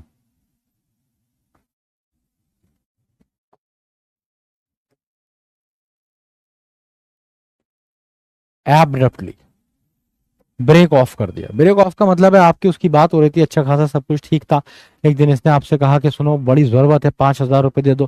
तुमने कहा पांच तो नहीं है, दो हैं, ठीक है, वो भी बड़ी मुश्किल से मैंने मम्मी के पर्स में से निकाले हैं, पता चल गया तो बहुत मारेंगे पापा, है ना, काम के लिए निकाले थे, अब तुम मांग रही हो, क्या करूं, रोक नहीं पा रहा हूँ। नहीं कोई बात नहीं, दो दे दो, 3,000 फिर कभी चुरा के दे देना। ठीक है, तो तुमने 2,000 रुपए इसको ट्रांसफर कर दिया, अगले दिन इसने तुम्हें ब्लॉक मार दिया, सब तरफ से सब जगह से। तो this is called break off, to end या स्टॉप समथिंग एब्रप्टली, एकदम। ठीक है, ब्रेकअप का मतलब होता है टू एंड अ रिलेशन या टाइस। तो ब्रेकअप अलग चीज होती है। ब्रेकअप का मतलब है ठीक है म्यूचुअल से लड़ाई बड़ाई चली, तुमने कह दिया नहीं बात करूंगी, ब्रेकअप हो गया, पैच अप भी हो जाता है इसमें। ब्रेक ऑफ बिल्कुल अलग ही हो जाता है। ब्रेक इनटू, ये मैंने आपको बताया, इंट्रूड करना, घुसपैठ कर देना। और break down, in the need of repair. मैंने आपको पहले भी बताया था, ये सारे के सारे क्या कहलाते हैं, फ्रेजल वर्ब कहलाते हैं, फ्रेजल वर्ब्स। इसका फॉर्मेशन कैसे होता है कि वर्ब के साथ कोई ट्रैपोजिशन लगती है और देती है एक यूनिक मीनिंग। ठीक है, ये थोड़ी थोड़ी थोड़ी थोड़ी मैं कराता रहूंगा, अपने वोकैब रजिस्टर में भरते रहेंगे और आगे बढ़ते रहेंगे। अगला क्वेश्चन।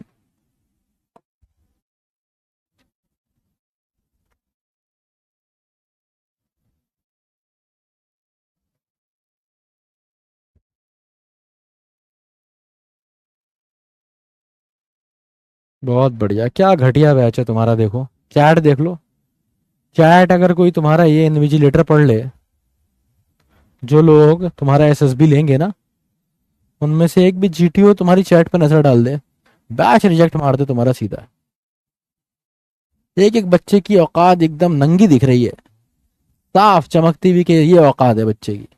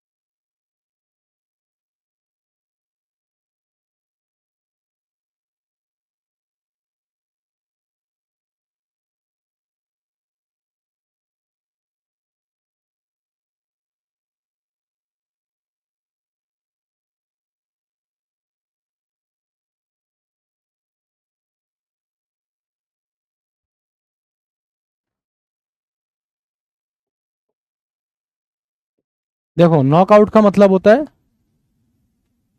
किसी को बेहोश कर देना, to make someone unconscious, usually use in a fight. कहते हैं ना उसको नॉकआउट हो गया, के ओ। फाइट्स होती थी उस पर लिखा हुआ था के ओ, नॉकआउट, बेहोश हो गया भाई, हार गया। नॉक ओवर का मतलब है to hit something and make it fall accidentally. जब तुम गए किसी के यहाँ, उसके यहाँ बहुत शानदार एक फ्लावर पॉट रखा था, तुम्हें पता ही नहीं, तुम मोबाइल देखते हुए जा रहे हो, चलते चलते जाके तुम घुस गए उसमें, टकरा है उससे, वो नीचे गिरा, धड़ से टूट गया। वो तुमने मूवी देखे होगे ना, कौन सी आई थी वो, एक मूवी आई थी इश्क करके, जिसके अंदर वो है अजय देवगन और आमिर खान वाली। उसमें वो क्या करते हैं, वो पुतला तोड़ देते हैं, तो दे somehow knocked over the statue. और जब वो उसे दोबारा रखते हैं तो कैसा रखते हैं ये भी तुम्हें पता है। नॉक इनटू का मतलब क्या होता है, किसी चीज के अंदर घुस जाना। नॉक इनटू का मतलब होता है बेसिकली कोलाइड इनटू समथिंग। और नॉक डाउन का मतलब होता है किसी को डिस्ट्रॉय कर देना, हरा देना बुरी तरीके से। तो ये नोट कर लीजिए यार। पहले तुम्हारी चैट बंद करें, तुम्हारी चैट इरिटेट करती है। तुम्हारी चैट मुझे बताती है कि जीवन में दिखाती है कुछ किया नहीं तूने, क्या घटिया बच्चे पकड़ के लाया पढ़ाने के लिए, ये बताती है तुम्हारी चैट। डीमोटिवेट कर देती है मुझे तुम्हारी चैट।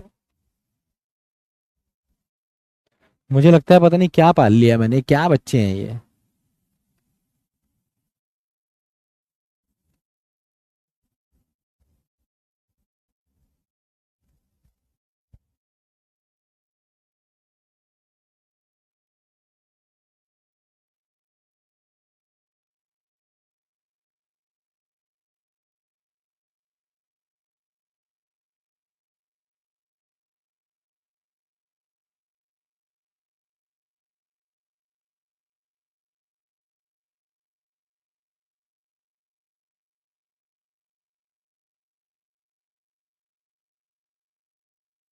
हाँ भाई, तो नर्चर के लिए वर्ड आता है लुक आफ्टर।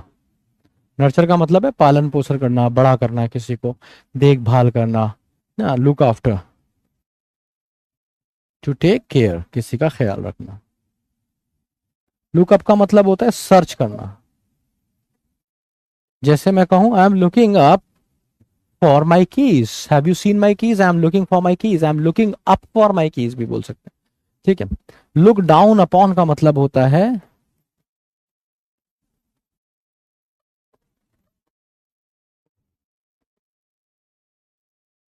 किसी को तुच्छ समझना, छोटा समझना। इस टू कंसीडर समवन इंफीरियर, ना किसी को इंसल्ट करना। और टू बिलिटल समवन। ठीक है, लुक डाउन अपॉन। और लुक ओवर का क्या मतलब होता है, लुक ओवर के कई सारे मीनिंग आते हैं, लुक ओवर के कई सारे मीनिंग आते हैं। जैसे आप कह सकते हैं, मतलब मल्टीपल मीनिंग आते हैं। I am looking over it, that means investigating भी कह सकते हैं। लुक इनटू भी आता है। लुक इनटू का मतलब भी इन्वेस्टिगेट ही होता है। तो ऐसा भी होता है कि दो फ्रेजल वर्ब हैं और मीनिंग उनका सेम है, ये सब बहुत कॉमन है फ्रेजल वर्ब्स की दुनिया में। ठीक है, तो जब आप कहते हैं लुक ओवर, तो लुक ओवर के मल्टीपल मीनिंग।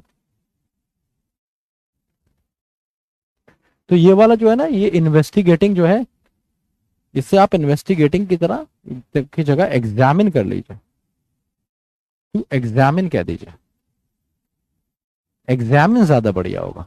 ठीक है, let me look over it, let me examine it. ठीक है, या चेक करना।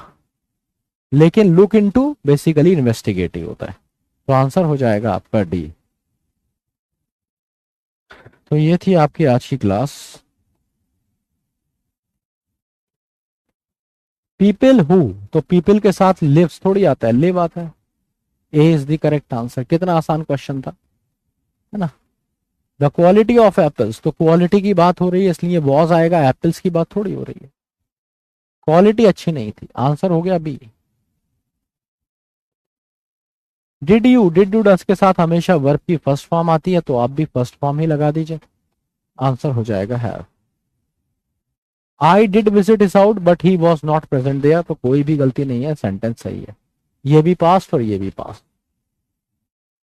The contrast between Britain and other countries of Europe is, क्योंकि आप कॉन्ट्रास्ट की बात कर रहे हैं, यूरोप की बात नहीं कर रहे हैं। C is the correct answer, contrast is striking. Does human activity, causes थोड़ी होता है, cause first form. My mother exclaimed at how fast the days had. It has to be past, third form of the verb. Third form, have has had के बाद। फिर से has के बाद कौन सी फॉर्म, third form. The captain has told. Having received the message, मतलब after receiving the message, she left the office immediately, कोई भी गलती नहीं। मैनी अ गुड मैन, तो मैनी अ गुड मैन बोल देना इसने, सिंगुलर होगा, हैज कर दो इसमें। B is the correct answer. ये अगर समझ में भी नहीं आया हुआ कि मैनी अ गुड क्या है, तो थोड़ा सा सब्र कीजिए। 8 यूनिवर्सल रूल के बाद आपकी एक क्लास होनी है आगे, सब्जेक्ट वर्ब अग्रीमेंट, उसमें ये चीज आपको समझ में आएगी। डिड यू एवर, तो डिड यू डस के साथ हमेशा वर्ब की फर्स्ट फॉर्म, तो ये हो जाएगा swallow, answer is A. She did not, knew नहीं होगा, शी डिड नॉट नो होगा, वर्ब की first form did do does के साथ। A part of me doesn't के साथ वांट होगा, वांटेड नहीं होगा। ईडियम्स देख लीजिए, तो पहला ईडियम है अंडर द वेदर, का मतलब होता है बीमार हो, है ना, बीमार हो, sick. She is under the weather, this is the reason she couldn't join the classes. Pull yourself together का मतलब होता है टू,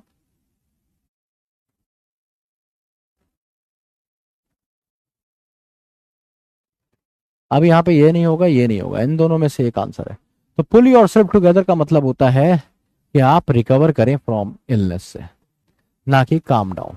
तो you have to pull yourself together after this illness so that you can start working out. Draw the short straw का मतलब है कि सबसे कम तुम्हें मिला।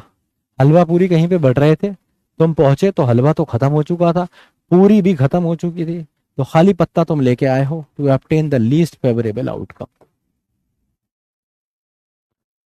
इन अ फॉग का मतलब होता है डिफिकल्टी में, परेशानी में, in a difficulty, in a fog, fog मतलब धुंधलापन। कैच 22 का मतलब कैच 22 होता है एक ऐसी जगह जहां पे ये करोगे तो भी मरोगे, ये करोगे तो भी मरोगे, ठीक है। तो a situation presenting two equally undesirable alternatives, B is the correct answer. मान लो कि तुम्हारा सगा भाई है, उससे तुम्हारे रिश्ते इतने खराब हो गए कि तुम उसके साथ रह नहीं सकते हो, लेकिन उसके बिना भी तुम्हें बुरा लगता है, तुम्हें ये गिल्ट रहता है कि तुम्हारे भाई से रिश्ते खराब हो गए, तो तुम you are in a catch 22 situation. At somebody's elbow क्या मतलब है, to be near someone in order to help. जैसे his wife has always been his elbow, हमेशा उसकी एल्बो रही है, हमेशा उसकी मदद करिए। गो बाय द बुक का मतलब क्या है,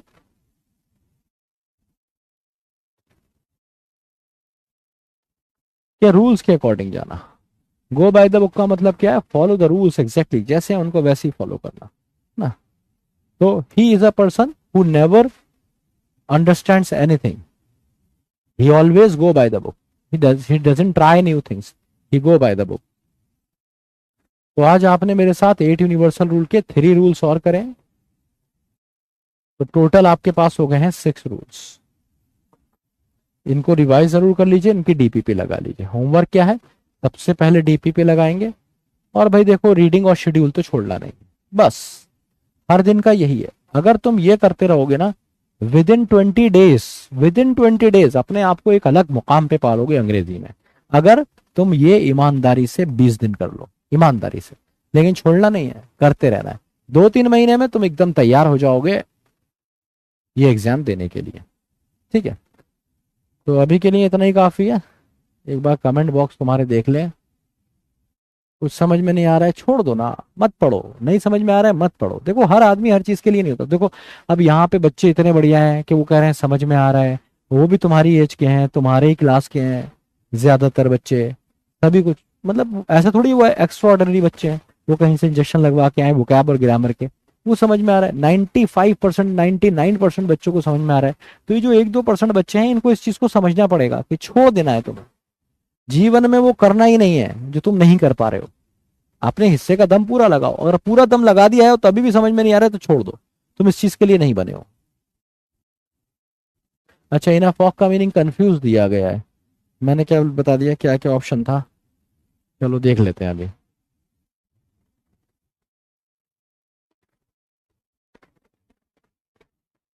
अच्छा, ये डीपीपी की राउट है। डीपीपी के राउट है, चलो डीपीपी के राउट देख लेते हैं यार।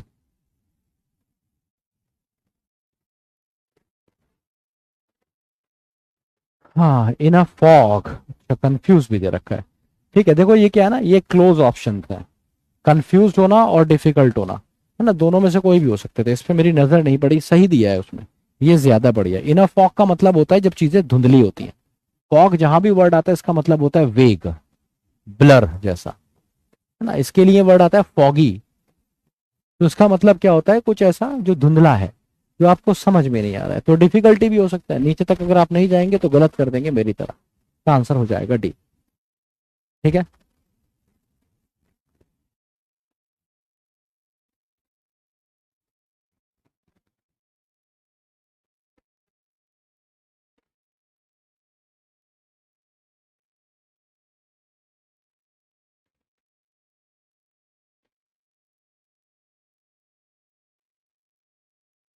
ठीक है, कमेंट बॉक्स खोल देते हैं एक बार।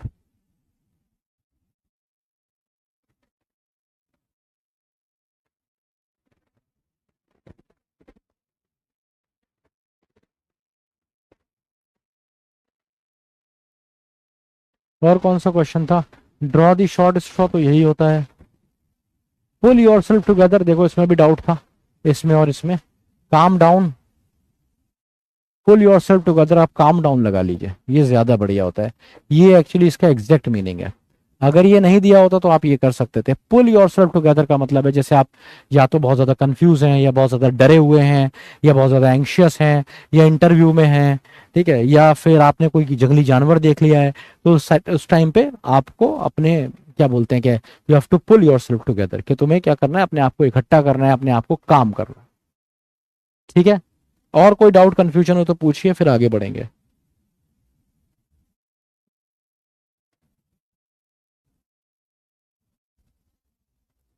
लीडर्स डैशबोर्ड भी देख लो।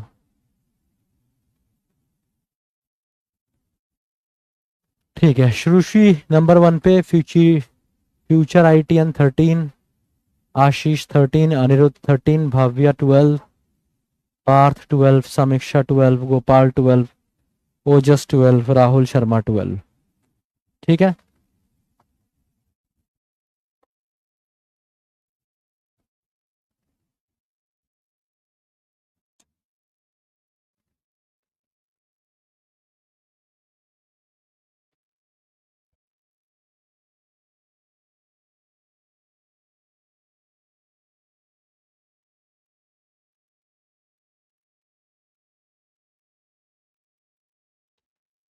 देखिए एक चीज मैं आपको बता दूं, जो मैं आपको हर दिन पुश कर रहा हूँ रीडिंग करने के लिए और शेड्यूल फॉलो करने के लिए।